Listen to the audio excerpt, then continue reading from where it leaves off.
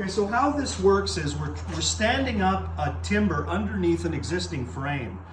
And so what we want this to do is telescopic. So right now, when we tip this up under our beam, we're going to shove their bolster block all the way to this position, which we've calculated is an inch shorter, which will allow us to tip this up and clear the top.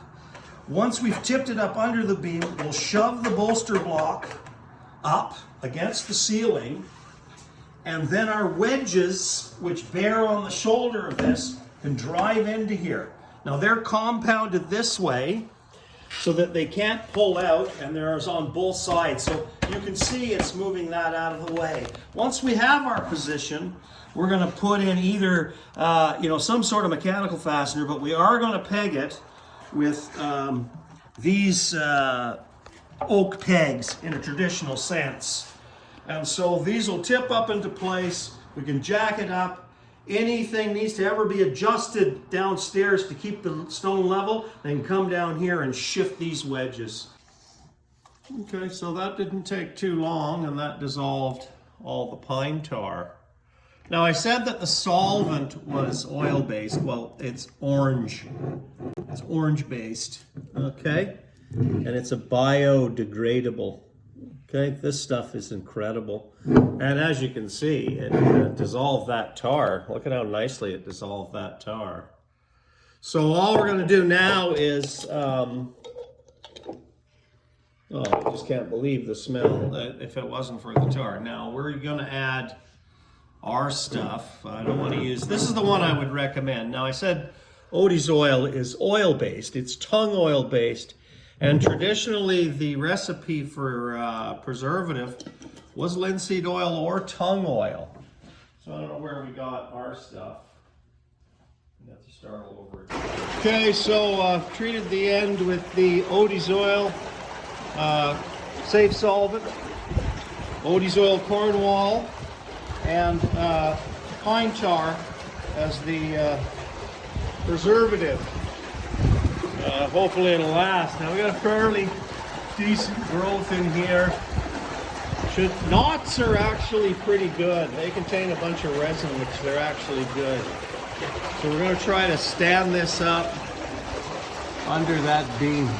Sorry pretty up close, but I'm up in the cage here. So here you can see how this whole telescopic thing works. And the people that said the tendon was too small, it's really just an index. Our shoulders shove that up, so this drops down. You can see we're just snagging on a bolt right there. It needs just a tiny bit, but it'll clear, it'll go under. We have to pack this out.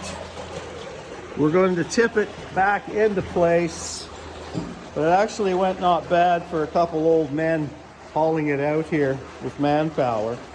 Gravity is your friend. Gravity is your friend. Okay, so we're just leveling off this spline, and I'm using old growth Western red cedar, vertical grain, heartwood only. It's much better. Andrew's just going to tip it now into place. So we're going to show you. This bolster block is made to tip underneath, and then the wedges will drive it up into place. So here we go.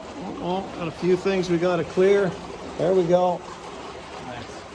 Okay, so now this moves up with our wedges. That's how it works. See if we can get this staging out of the way so we can start jacking the bolster block. You see that wedge?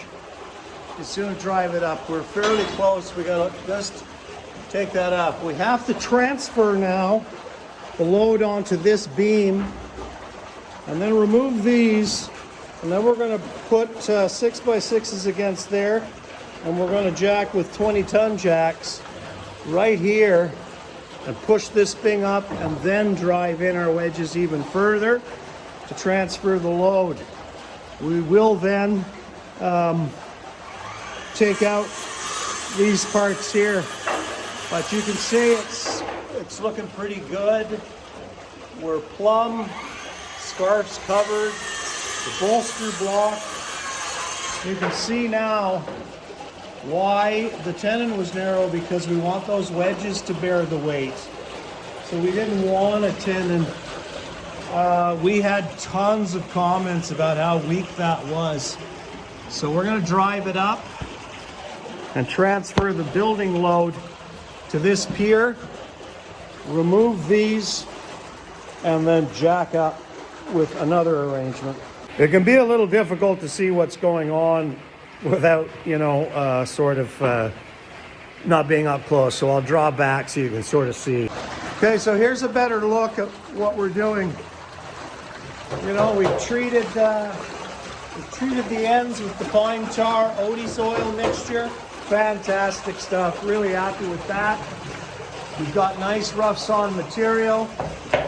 Andrew's just putting some key blocks in. You can see those holes in the top. We're going to use JRK screws and cover those with oak dowels. But we're spanning across that nice scarf. We're plumb. Our timber's out of the water. And we can get those wedges pounded in. We'll transfer the load onto that and remove these. Thanks for watching. It's coming together as planned. And hey, doesn't look that bad either.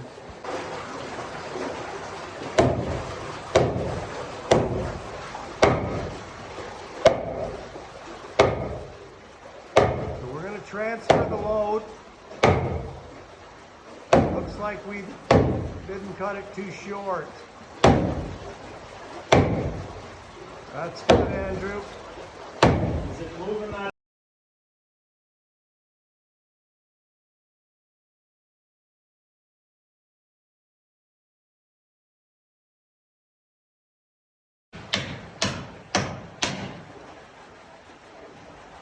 Well, that's quite a post. Yeah, we still got to come up another inch, so we're going to jack on the bolster block down the side with 2 4x4s, 20-ton hydraulic jack on the other side. Then we're going to lift it, and then we'll drive these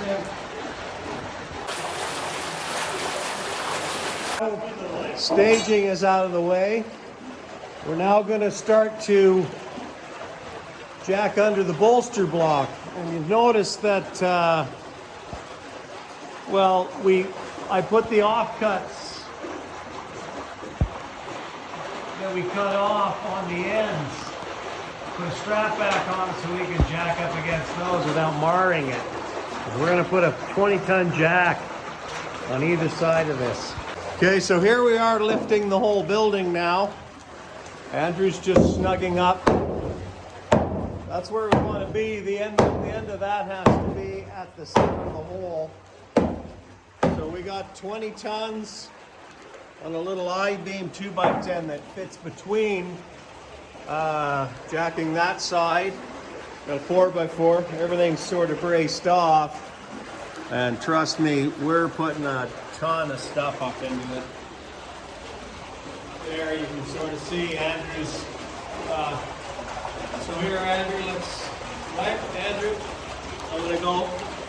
Oh, there's every bit of that.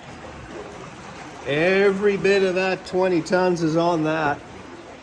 Oh, and so is that. We sort of watch.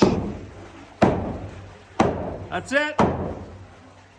We sort of watch, and I don't know, I jacked enough buildings. I can feel how much load is on those jacks. We've lifted all the stories, trust me. Now, not a lot. We probably went up about an inch. At any rate, we're going to take those out and leave them now until the winter. And we might have to adjust and cut those later, but I think we've loaded the building. We're sliding a beam down into the river. Hold on, I haven't got it anymore. Let go. You sure? Yep, let go. Yeah, okay. That's good. Okay, so we just slide it down a beam. Gravity's everything.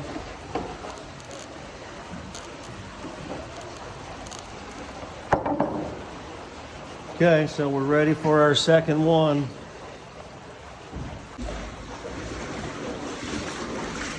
It's amazing what two people can do without equipment. At any rate, this is our rig. We slide the beams down into their locations. I imagine this is probably what they did back in the day. It's just using your mind, not your spine. Well, imagine a few of them use their spine. So we're going to tip this one up into place and then try to jack there. You can see that there's two main timbers here that hold the machine works up top. And the reason these need to be adjustable is because we have to constantly adjust the machine works upstairs. So we want those not to be a fixed thing. Sometimes the machine work rattles, stuff happens. And actually to get to that number, we don't know. We don't know how much the building will crush, where we have to pack. So we're ready to stand this up. Bet you it's the first laser beam in the museum. Anyway, stood her up. It's absolutely perfect. Sometimes you get lucky. And hey, look at that. Lasers work underwater. We can set posts and piers and work in the water. Anyway, ready for stage 2, column 2.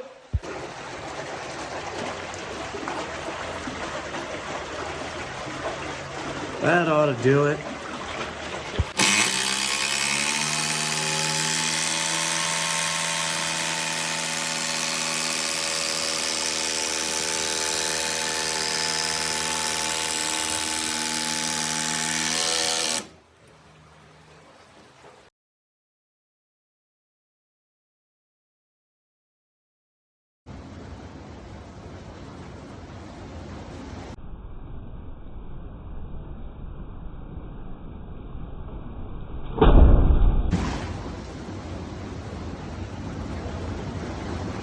There, that's down. That's good.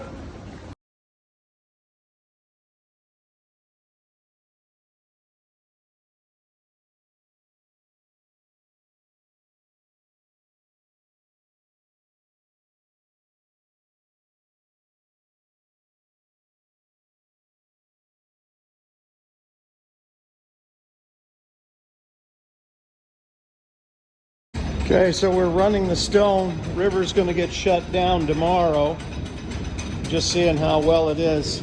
So there used to be a ton of vibration on the floor here. This stone isn't balanced yet. So we're just seeing if it's going to grind because we jacked this whole area up 3 inches. This used to be bellied. So we're just going to run it for a while. I want to see if this drive shaft here, which runs this line shaft, is geared right. You know, because we can mesh stuff in place. The stone's running nice and quiet, no vibration on this floor. So here's our work. This is what we supported. Now what I suspect is there was a wall in line with that beam, the old stone wall, and the new one that was built inside of it offset and didn't support this structure. So there's a whole bunch of half laps. You can see one right there that are unsupported, but the one we have to worry about is this one. Massive. I'll show you that.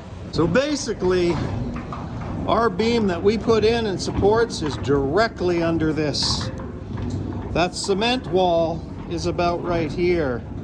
And so these weren't supported, and the timbers underneath it were not quite reaching that stone wall.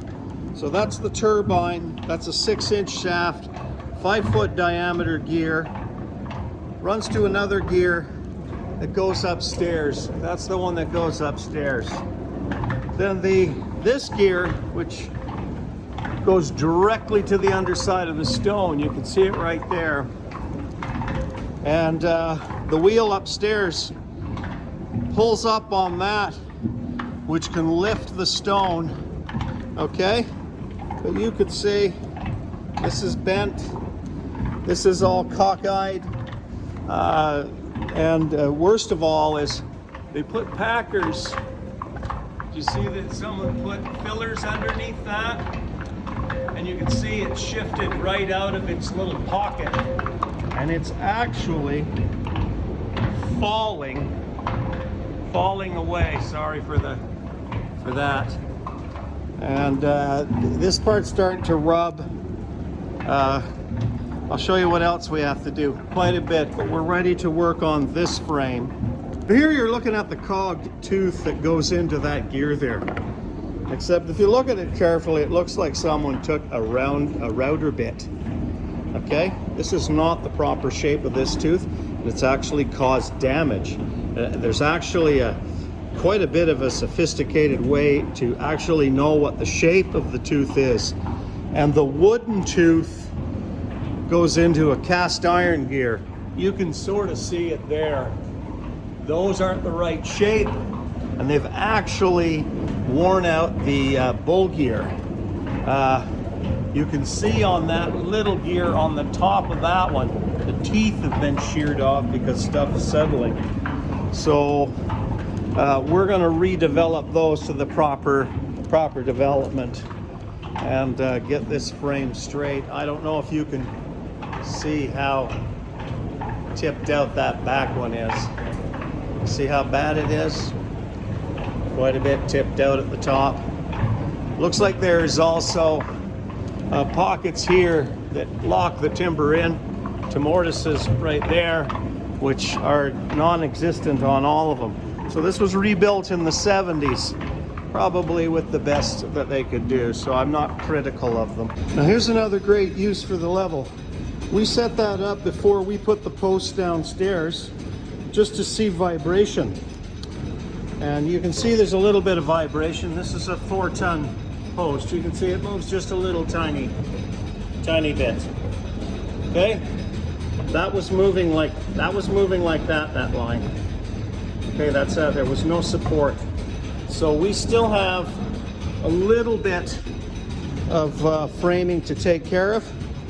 So the other thing we did was I measured at the exterior walls, okay? And from the exterior wall, I was 3 inches short. So you can see here I'm 26 3/4. It was 3 inches lower over here. And so now we're at 28 1/4. So we're, what is that? 26 3/4, that's 1.5 inches. So we've lifted this whole area 1.5 inches. But we have to maintain level. This we can't really, I don't know how much more I can bring it up, but I'm probably pretty happy with that. We'll correct the frame downstairs and see if we can tighten up any more of this vibration by balancing that stone. The museum was built by the same builder that built Sussex Streets for the Prime Minister's residence. And he was the same builder as this building, which is quite interesting in of itself. The actual structure is quite beautiful. The lumber is amazing.